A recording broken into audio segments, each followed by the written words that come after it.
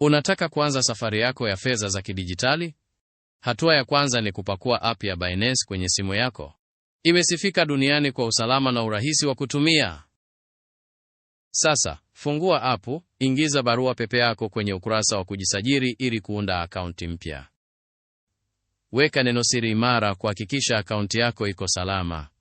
Usisahau kutumia herufi, namba na alama maalum. Baada ya kujisajili, utatumiwa email na Binance. Fungua email hiyo na bonyeza linki ya kuthibitisha hatua muhimu kwa usalama wako. Usisahau kuingiza bonus code au referral code wakati wa kujisajili.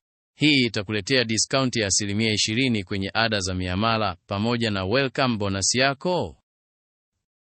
Hatua ya mwisho ni kuthibitisha utambulisho wako.